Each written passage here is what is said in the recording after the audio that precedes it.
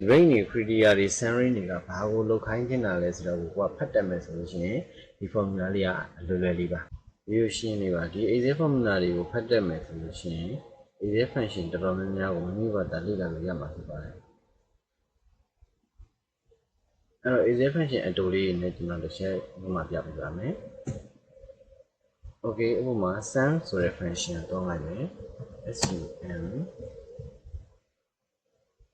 ဝင်းစားလို့ပြောလိုက်တာ ਨੇ သူက number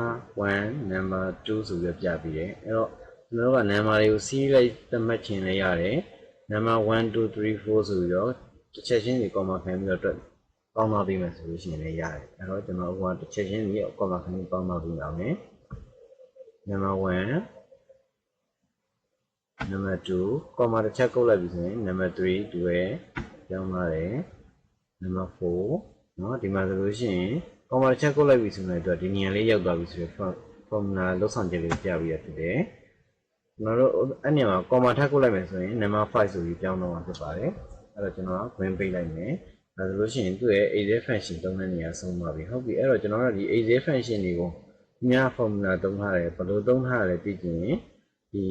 exact function တွေကိုပြန်ဝင်ကြည့်လိုက်ကြတယ် number 1ဆိုတာက G3 ကိုပြောတာ number 2ဆိုတာက G4 number 3ဆိုတာကကြတော့ G5 number 4ဆိုတာက G6 ကိုပြောတာဆိုတော့အဓိပ္ပာယ်ကိုကျွန်တော်တို့ဖတ်တတ်မှာဖြစ်ပါတယ်အဲ့ဒါလိုမျိုး formula လေးကိုဖတ်တတ်မယ်ဆိုလို့ရှိရင်ကျွန်တော် exact function တွေကိုမှားတယ်ဆိုရင်ပြန်စစ်လို့ရမယ်ဒါမှမဟုတ်ရင်လည်းကိုကအသက်ချိန်မယ်ဆိုလို့ရှိရင်လည်းထပ်ပြီးတော့ဖန်တီးလို့ရမယ်ဟုတ်ပြီနောက်တစ်ခု sum if ဆိုတဲ့ function လေးနဲ့အခုမှထပ်ပြပေးပါမယ်ဒီမှာချင်း sum if sum if ဆိုတဲ့ formula လေးကိုသုံးလိုက်ပြီဆိုလို့ရှိရင်သူကဘာပြောမှာလဲ range criteria sum range ဆိုပြီးပြောမှာဖြစ်ပါတယ်အဲ့ဒီ range တွေ criteria တွေ sum range တွေကဘာကိုလောက်ခိုင်းနေတာလဲဆိုတော့ကိုကဖတ်တတ်မယ်ဆိုလို့ရှိရင်ဒီ formula လေးကအလွယ်လွယ်လေးပါအဲ့တော့ကျွန်တော်တို့အခု sum if ကို formula သုံးပြမယ် range ဆိုတာကကြတော့ဘယ်အစီအစဉ်ထဲမှာလဲဆိုတဲ့အဓိပ္ပာယ်ကိုပြောမှာဖြစ်ပါတယ်အဲ့တော့ကျွန်တော်က f column ကိုရွေးလိုက်ပါမယ်ဒီ comma criteria ဆိုတော့ကကျွန်တော်တို့ကဒီ range ထဲမှာ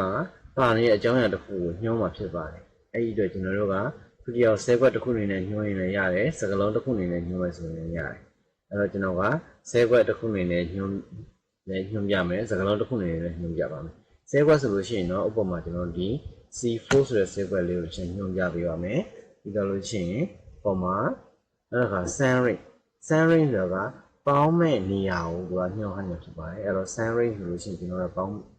ကျင်တာဒီ G column ကိုပေါင်းမှာဖြစ်ပါတယ်အဲ့တော့ကျွန်တော်တို့က main ပိတ်လိုက်ပြီဆိုရင်သူ့ရဲ့လောက်ဆောင်ချက်ခိုင်းတာတွေကြောက်သွားမယ်အဲ့တော့အဲ့လိုကြည့်လိုက်မယ်ဆိုလို့ရှိရင်0လို့ပြနေတယ်ဘာဖြစ်လို့လဲဆိုတော့သူကဘာနဲ့တူရင်လို့ပြောတဲ့ criteria ကိုစိတ်မထည့်သေးရဖြစ်တဲ့အတွက်ကျွန်တော်တို့အမှ A လို့ရိုက်ခဲ့လိုက်မယ် okay ဒါဆိုလို့ရှိရင် A ဒီနှစ်ခုပေါင်းတဲ့20နဲ့28ဆိုရင်50ရတယ်ဆိုတဲ့အဓိပ္ပာယ်ပြပြီးတယ်အဲ့တော့ B ဆိုရင်လည်းသူက50လို့ပြပြီးမြင်ပါဖြစ်လို့ဆိုတော့ဒီဘက်မှာ15နဲ့73ပေါင်းခြင်းဟုတ်ပြီအဲ့တော့ကျွန်တော်တို့ sum if ဆိုတဲ့ function ကို10ခွက်မှာထောက်ပုံနဲ့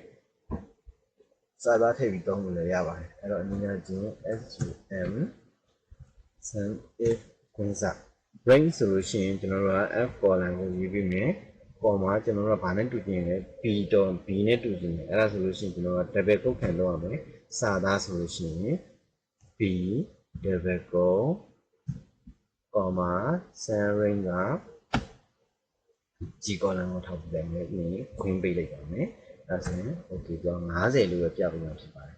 အဲ့တော့ကိုအဆင်ပြေတာနဲ့တောင်းလို့ရပါတယ်အဲ့တော့ကျွန်တော်တို့ဒီမှာသူကဘယ်နေရာနဲ့ဘယ်နေရာကို formula ချိန်ထားလဲဆိုတော့ကျွန်တော်ကပြန်စစ်လို့ရပါတယ်အဲ့တော့ကျွန်တော်ဒီမှာ double click လေးထောက်လိုက်မယ်ဒါဆိုလို့ရှိရင်သူက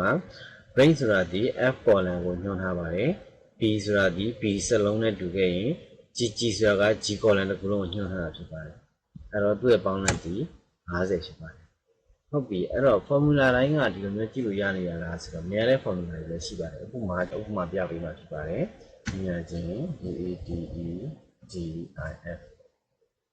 ဒီစလုံးအစုံကိုရိုက်ပြီးလိုက်တဲ့အချိန်မှာတော့မှာသူက function ရှိရလို့မပြသေးဘူးအဲ့တော့ green စာလို့ပြောလိုက်မှာသူက function ရှိရဆိုလို့ပြပြီးတယ်အဲ့ချိန်မှာ green စာနဲ့ green ပိတ်အတူနဲ့ပါတယ်ဘာလောက်ဆောင်ရင်လည်းလောက်ဆောင်ချက်ဒီဘာမှမပါဘူးအဲ့တော့ဒီလို formula မျိုးဆိုလို့ရှိရင်ကျွန်တော်တို့ကဘယ်လိုလုပ်ရလဲဆိုတာကို